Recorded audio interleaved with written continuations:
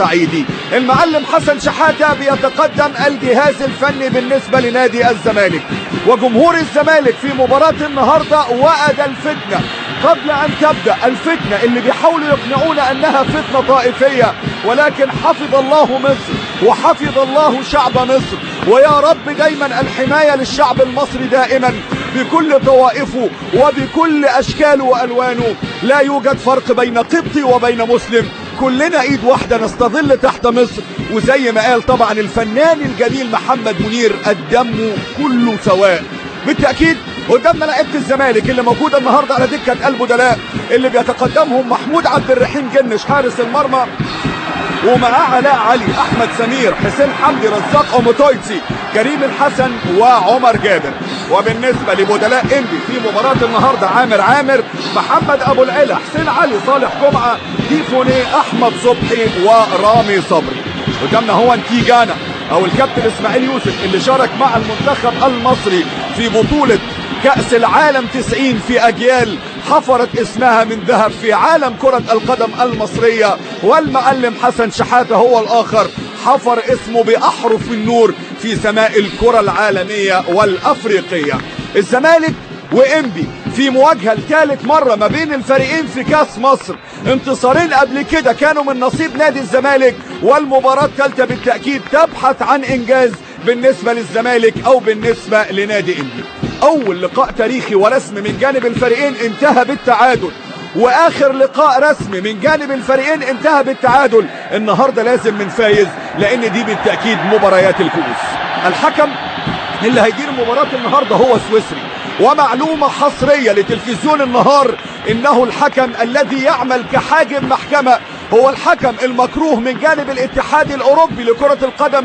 اسندت ليه قبل كده 5 مباريات في بطولة اوروبا تحت 17 سنة، لم يحضر لانشغاله بالمحاكمات اللي كانت موجودة في سويسرا. هو الحكم اللي بيحضر مصر للمرة الثانية، ولكن دي المرة كمهمة رسمية، واول حضور ليه في مصر في عام 2004 من اجل السياحة. في الحوار اللي كنت سرقته له من مجلة كيكر الألمانية اللي أجرت مع هذا الحكم حوار في وقت اهتمت به الصحف الأوروبية بالحكم اللي هيدير نهائي كاس مصر، وأطلقوا على هذا النهائي اسم نهاية ثورة شعب، نهائي ثورة شعب. وبالتأكيد هو الحكم اللي قال ان كل المباريات اللي أدالها كوم، والمباراة القادمة دي هتبقى كوم تاني. السلام الوطني لجمهورية مصر العربية.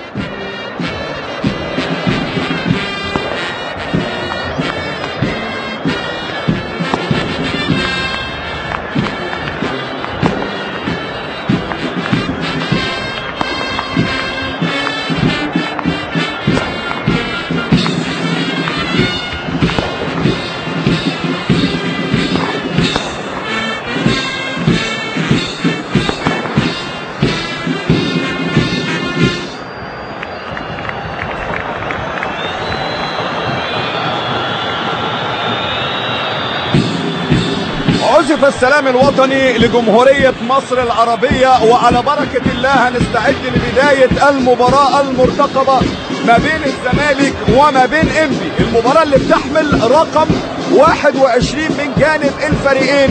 وقدامنا هي الايد داخلة بالنسبة للالتراس وايت نايتس، وهو الجمهور المشجع والعاشق لعالم كرة القدم الزملكاوية. بالتأكيد قبل المباراة سمعنا الاستوديو التحليلي، وبالتأكيد لن أنسى أن أشيد طبعا بالزميل العزيز الكابتن كريم حسن شحاتة اللي كان تواجد في أرض الملعب، وكان حضر أيضا في أرض الملعب مع الكابتن عبد الحميد بسيوني والكابتن أسامة حسن. اتكلموا عن المباراة في أجواء متميزة وأجواء رائعة لن تشاهدوها إلا عبر تلفزيون النهار. حدث تاريخي وحدث مهم جدا، بالتأكيد نتمنى ان كل الجماهير تتابعه، وان كل الجماهير تتمتع بيه في مباراة النهاردة، وهو الحدث اللي هيحمل اسم 2 من اللعيبة المتميزين. الاولاني هو عبد الواحد السيد اللي ما لعبش ولا مباراة في بطولة تاريخ مصر كأس مصر في النهائي وخسرها، ده كان رقم 1. ورقم 2 برضو بالنسبة لأحمد حسن اللي لو حصل النهاردة الزمالك على الكاس هيبقى جمع بطولتين مع ناديين مختلفين في موسم واحد، وده حدث لم يتكرر سوى مع لاعب واحد فقط في العالم، هو اللاعب الروماني المتميز دان بتريسكو لما كان حصل على بطولة الدوري الروماني مع فريق نادي دينامو بوخارست، وحصل على بطولة كأس السوبر الروماني مع فريق نادي رابيد بوخارست. احمد حسن على موعد مع التاريخ، والزمالك وإنبي هم التانيين برضو على موعد مع التاريخ، لأن التاريخ يقول في ان المواجهات المباشرة ما بين الزمالك وإنبي الانتصار دائما وابدا لنادي الزمالك بصورة متميزة وبشكل كبير جدا بيصطف لاعبي الفريقين. عادل مصطفى ورحلة من التألق مع الثقة اللي اداها له الكابتن مختار بعد سنتين كان قاعد على الدكة، كان اخرهم مع البلغاري ستويتشا مالدينوف.